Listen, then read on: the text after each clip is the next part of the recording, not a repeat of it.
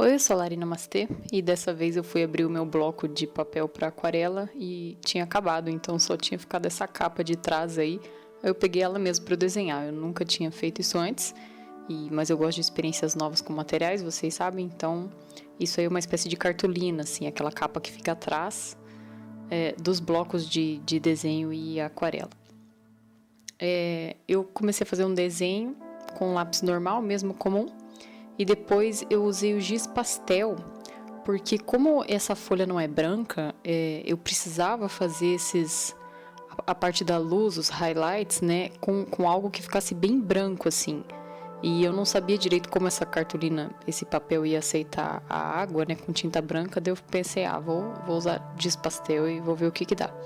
E também esse desenho é uma coisa meio subaquática, assim, e eu achei que o pastel ia dar esse efeito esfumado, assim, legal, porque quando você passa o dedo por cima, ele fica esse negócio meio embaçado, assim, e eu achei que ia dar um efeito bom.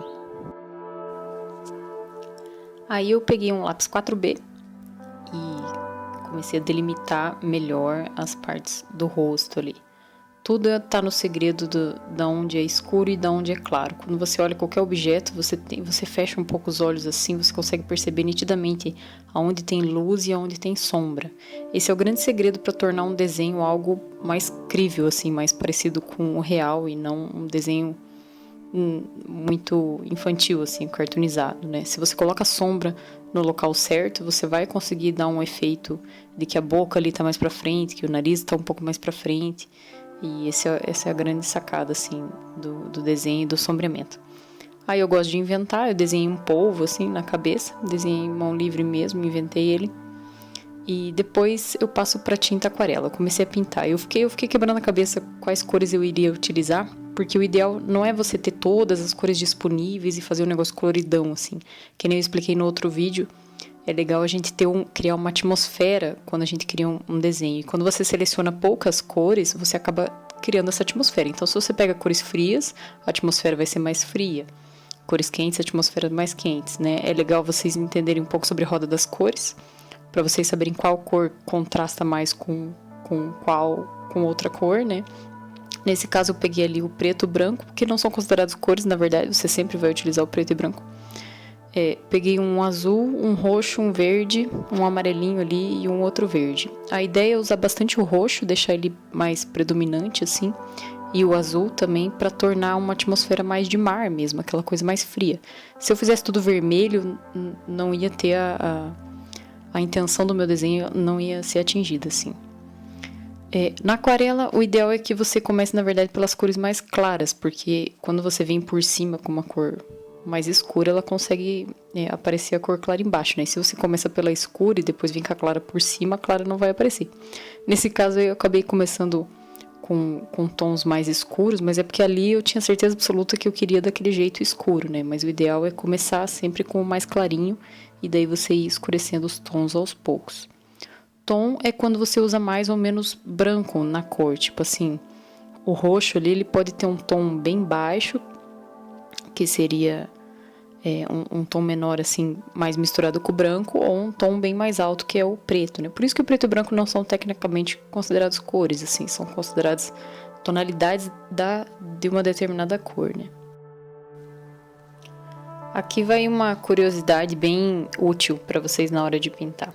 O verde tem que ser usado com muita cautela, com muita consciência. Ele é uma das cores que tem alguns autores até que colocam em livros The Green Problem, né? O problema do verde.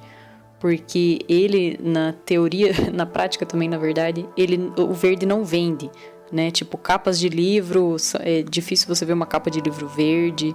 Tem uma estatística que 80% das bandeiras da Europa não tem verde, né? E o verde, ele é tão bonito na natureza, quando você coloca assim no papel, ele tende a ser menos bonito, né, do que a natureza. Na verdade, como qualquer outra cor, mas o verde a gente identifica muito como plantas, etc.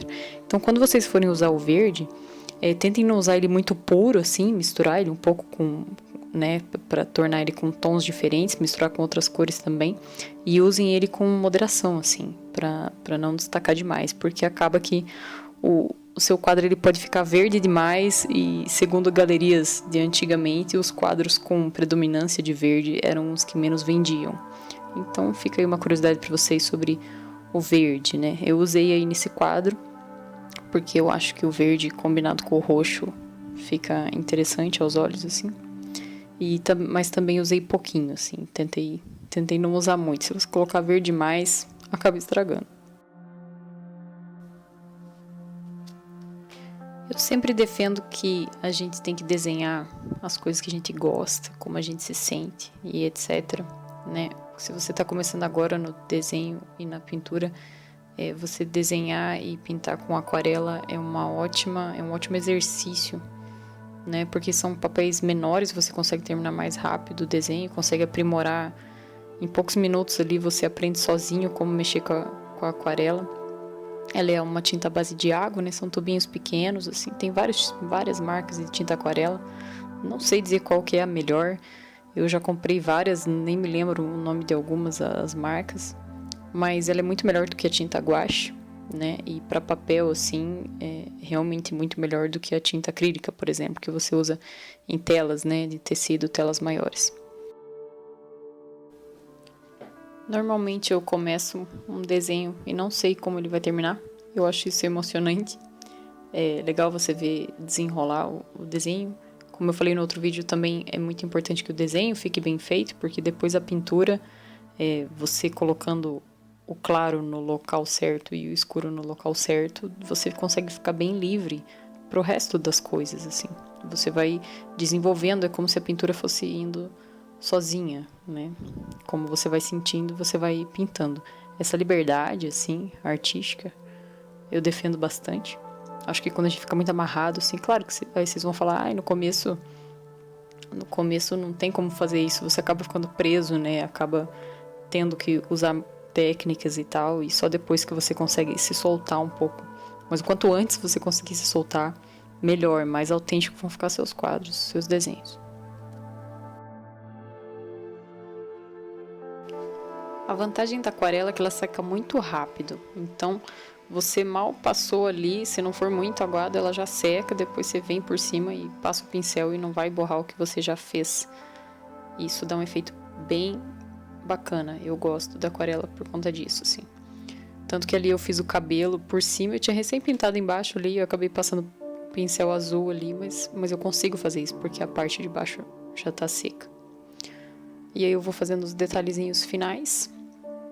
E aqui, pegando um pouco da técnica da tatuagem, que serve para o desenho também, eles chamam isso de outlines, ou contorno, né, em português. É bom para você delimitar, quando a pessoa olha para o desenho, ela tem que entender o que se passa ali. Ela tem que entender que é um rosto e é um polvo, por mais fantasioso que isso seja, né? E essa linhazinha preta é útil na hora dessa visualização, para você delimitar o que é o que. Assim, eu fiz isso só com o polvo. Tem que ter muito cuidado com o preto e linhas muito rígidas assim em rostos. Os rostos normalmente são suaves e é melhor se deixar meio esfumaçado. Assim. Essa canetinha aí é que eu tinha. Não é uma caneta profissional de desenho, é aquelas canetas que você escreve em CD, quando você grava CD, mas serviu para essa finalidade e eu acho que deu certo. Eu fiz umas bolinhas ali de água. Espero que vocês tenham gostado do resultado, que o vídeo tenha sido útil. Visitem minha fanpage no Facebook, Lari Namaste Art, e até a próxima.